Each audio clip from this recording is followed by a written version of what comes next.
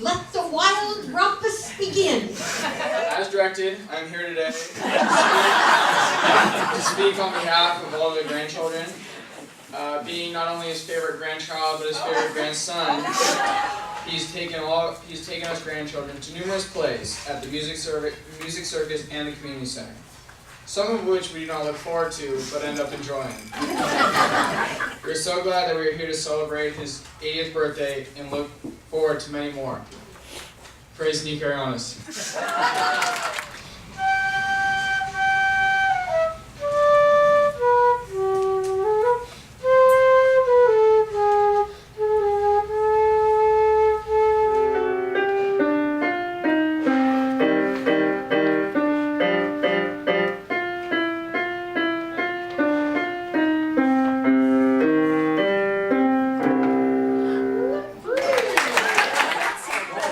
What is Bob's favorite joke tailored to suit every occasion? Liz? Right here. Don't sit down. Right here. Barbara. You don't say? Wow, Mom. I guessed that, but I got it wrong. You did? Go ahead. Where's wrong? Oh, right here, right here. Quick. Weather report. Liz, who? Quentin? Weather report. I thought it was B and C together, but other was B and C, but those Just are give us the answer. incorrect. Yeah. Seeing eye dog. I don't even know the seeing eye dog. You guys think that's a joke, but that's not. Because the real story is I'm in a Glasgow pub, all right, and I'm quaffing the mead with some blokes, all right. This man walks in, he's blind, he has a guide dog. I look at him, and he picks up the dog over his head. He spins the dog over his head. I say, gosh, what's going on here? So I say, sit down. He said, I'm going to buy you sit down, let me get you a pint. He said, fine. He said, you'll have to help me because I can't see. I said, what are you doing in this place? He said, oh, I just came in to look around. So I mean, that warranted 2 or 3 more pints, let's face it. What is Bob's favorite movie? I hate this question. But, Sheila. That's my favorite movie. At my 80th, you're going to be on the money.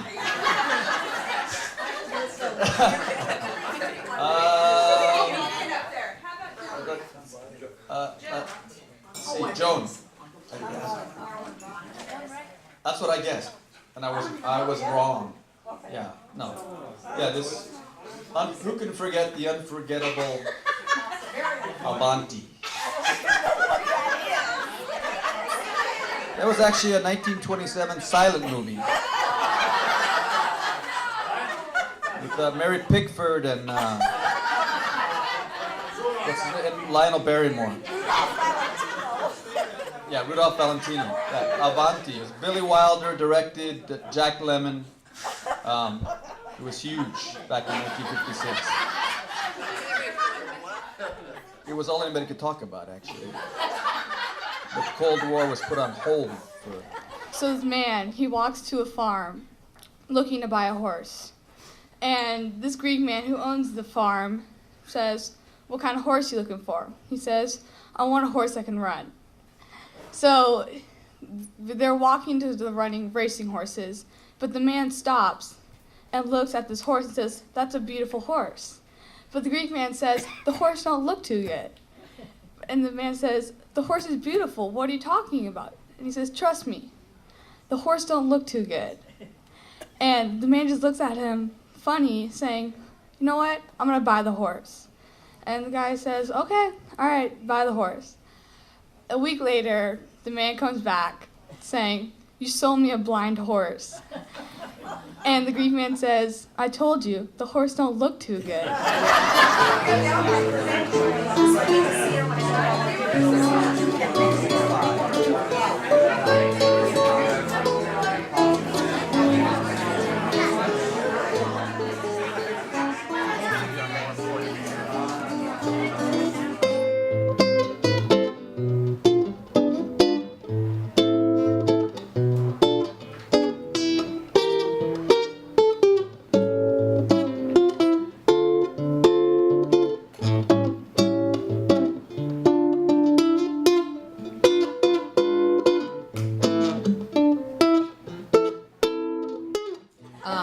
I do want to say thanks to everybody. It was really fun to get everyone's emails and voicemails and messages about attending today. So I do want to thank you all for coming here today and spending this time with us. Pete? I want to thank everybody for coming.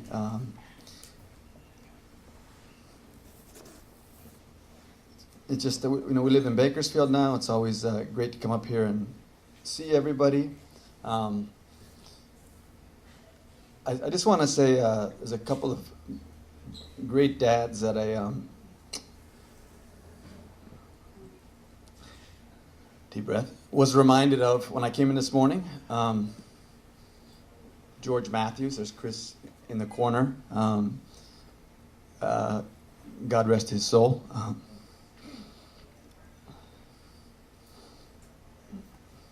John Patuski, both massive, towering people in my life. And I'll see if I can get through this part that I wrote down. But anyway, a friend of mine told me recently that his goal as a husband and a father was to be the greatest man that his wife and children have ever known. And in saying that, he articulated something for me that I've been thinking about for a long time, because that's what I want to be for my family. And that's what you are for me, Dad. Thanks. And that's it. All right, I'm Paul. For those that don't know me, there is no Mary, just in case you're wondering.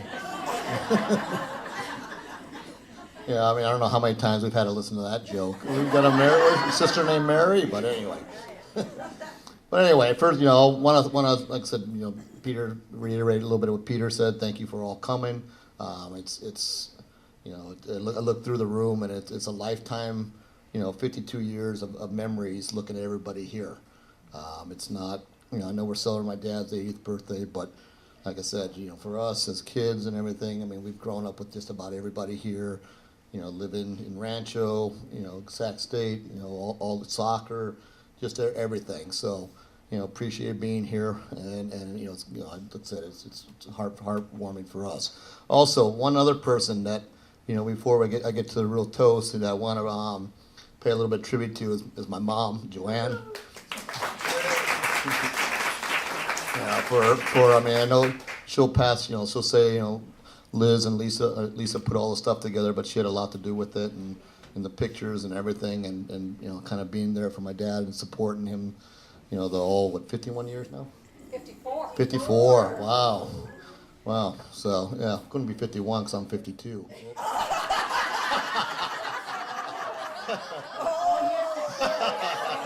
I know, okay. But anyway, so I know, is the champagne here yet? Oh, you were premature. All right, so we'll just do a thing here. So everybody, grab a glass, okay, and I just want kind of in the words of Lucille Ball says, she said that the secret to staying young is to live honestly, eat slowly, and lie. So like I said, as just one of your, in honor of my dad, okay, Bob, worker, father, grandfather, okay, everything, Dad, happy birthday, okay, happy 80th birthday, and may there be many more. Thank you. I am so thrilled to be here today to celebrate Bob's 80th birthday.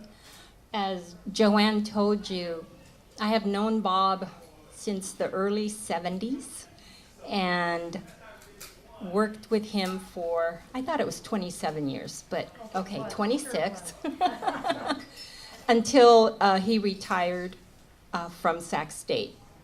And during all of that time, Bob was my boss and he was my mentor.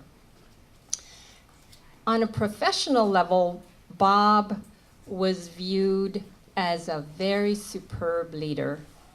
From what I know, from what staff told me, He was really supportive, and he really was very supportive and caring and encouraging. The staff highly respected Bob, and you knew that as part of his reputation on campus, that his organization was well intact and run very well. Anyway, with academic affairs and the visiting scholars program, Bob gave me a note, and he said, why don't we invite Fernando Valenzuela to be a visiting scholar? And I like, who's he? We moved out here in 1973 from the Washington, D.C. area. And my oldest son, Steve, did not want to leave Virginia. He was absolutely heartbroken. He had just completed 6th grade, and he had played soccer out in Virginia. And every day I heard, I want to go back to Virginia. And one day I read in the Rancho Cordova Grapevine newspaper that there was a soccer team in Rancho Cordova. So I grabbed Steve and I take him over. I called Bob Arellanes, who was coaching, and Steve went over, and he didn't know anybody. He was brand new to the area. He came home that night and he says to me, I'm not going back because I'm not as good as they are. And I said, no, you don't have that choice. You're going back. And he played for Bob's team for years. And then Bob brought in a very fine guy named Anatol Huleski to coach the boys. And Steve's friends to this day are the boys that he met on the soccer team. Paul, Chris Matthews back there, Louis Barbosa, many, many. And I watched all these boys grow up, and it was a real joy. Bob and Joanne and John and I have had Christmas potlucks for the last 40 years. 40 years, yes. And, you know, we've watched each other's kids grow up, and when we're living, part of the time, Joanne, of course, as you all know, sings in the choir at St. John Vianney's. And so we would have a Christmas Eve potluck at my house. And then at 10:30, all the kids and all the parents would go over to St. John Vianney's and light like 200 luminaria for the church. And it was a big deal, everybody running around with their lighters and laughing and having a good time. And then we all went to midnight mass, and Joanne sang in the choir. And Father McEwen would give the sermon. And for many years, I would sit and listen to Father McEwen giving the sermon, and I had no idea what he was saying. And I'm thinking, wow, you know, this is really weird. And so about the 3rd year, I'm sitting next to Bob. And sure enough, here comes Father McEwen, and he gives this big, long sermon, flowery sermon. And after everything is done, Bob and I are standing there, and I said to Bob, I said, what was he saying? And Bob says, I have no idea.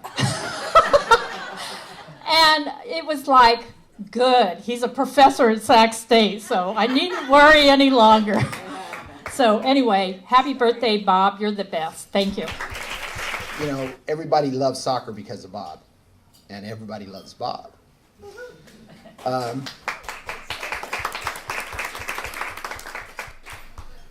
Someone I'd like to mention that introduced me to Bob was the president of the Adult League, Otto Masada, and he introduced me to Bob. So Bob came to pick me up and take me to practice, and he did that every Friday. I'd practice on Fridays. We'd all practice Friday. We'd play on Saturday. He'd bring me home on Sunday. So I've got the benefit of getting myself out of the hood. I lived in Oak Park, so my weekends were in heaven with Bob and Joe. And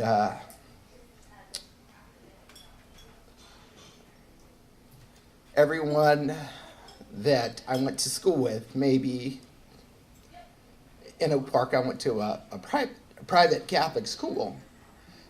All the boys that are there, that were there, are dead or in prison. with the exception of maybe 3. So Bob has really saved my life. And I thank you and I love you, Bob.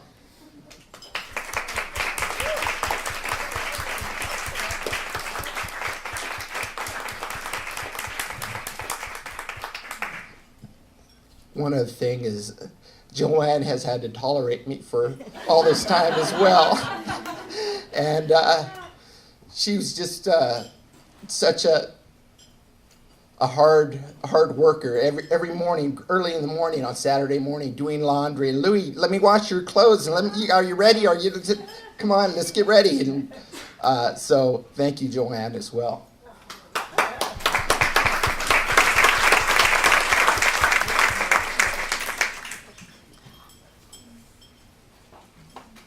God bless him. He is a fabulous father and a wonderful man. And as are all our children. We are so lucky. Anyway, enough for that. It is now time for our esteemed, while you're chewing on your cake and enjoying it, Bob picked it out himself. It is now time for our honored guest to have his opportunity to say a few words. I whipped off a 6-page, single-space essay a couple nights ago, typed it out, gave it to the kids, and Joanne said, "You're not reading that." So I'm just going to spot my way through a few things here, a few notes I made. St. Francis, I had a booth and people surrounding, and you had the opportunity to volunteer the parents for school-wide activities. So I managed comfortably and easily to volunteer the parents for 200 hours at St. Francis. And I guess I shouldn't be saying this because Cheryl and Louis will now not ask me to go to Christian Brothers on behalf of Quentin. In any case, then I went to Nico's, and Nico's, of course, gave me very little opportunity to do that. It was pretty straightforward. But as I said in my report, I managed to break through on that one. And I had volunteered Paul for something on the order of 10 to 20 hours to help move furniture in the library. I'll say one quick thing. We got here in 1970. Paul and I went to what we understood to be the Sacramento Youth Soccer League. Walked in, there were 4 people there. The president, Otto Massaro, vice president, Keith Neal, and 2 in the audience, Paul Arellanes and Bob Arellanes. I turned to Paul and I said, "One more vote and I take the league over." The following year I was president. 224 kids playing, period. 3 years later as president, as Chris will attest to, well over 3,000, and a very organized. I was very fortunate. I've been surrounded by some great talented people. Mentioned Eleanor and John in soccer. One of the things that happened to me, it was a good fortune in soccer, largely as a result of help like Eleanor and John. I went on to be nominated and placed in the California State Hall of Fame for Soccer Association. Do it the best you can at what you're doing at the time. You never know when it's going to come back to help you later on. I'll leave it there. Thank you very much. I hope to see you in 2023.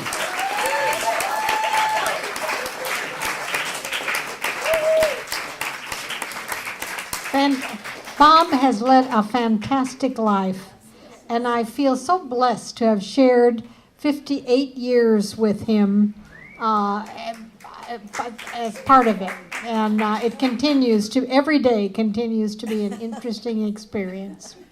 He's just wonderful. Happy birthday to you. Happy birthday to you. Happy birthday, dear Bob. Happy birthday to you.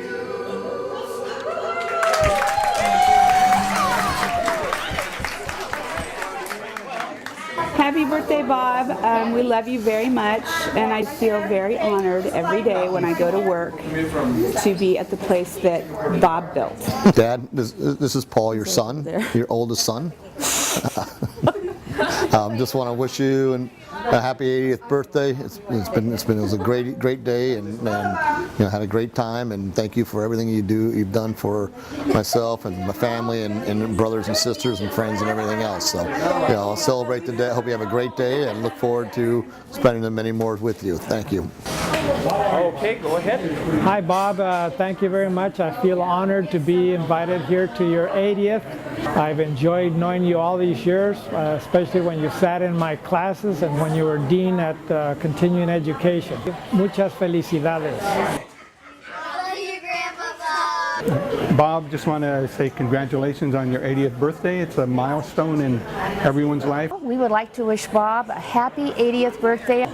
Happy birthday, Bob. I'm so happy you included me in your big birthday celebration. I wish you the best birthday ever.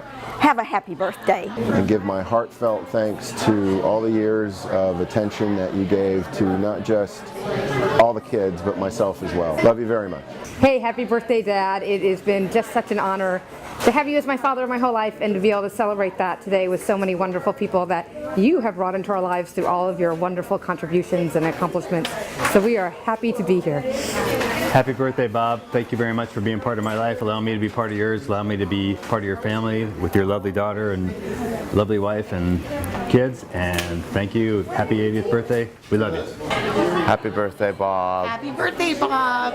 Just wanted to say you're just such a special man, always have been in my life, and happy 80th birthday. You really are one of my favorite people, and I treasure our friendship. Happy 80th birthday. Happy birthday, Bob. I can't wait till your next birthday. I've enjoyed all the Arellanes family gatherings, and this is one of the great ones. The 10 Top Reasons We Love Bob Arellanes by Joan and Dan Gorfain. With love on your 80th birthday celebration. Number 10, Bob's determination to stay physically fit by using the gym and a trainer. Number 9, Bob's involvement and loyalty to the Sister Cities program. Number 8, Bob's mentoring of young people. Number 7, Bob's love of history. Number 8, Bob's interest and love of going to the theater together in Ashland, Oregon. Number 5, Bob's international outlook.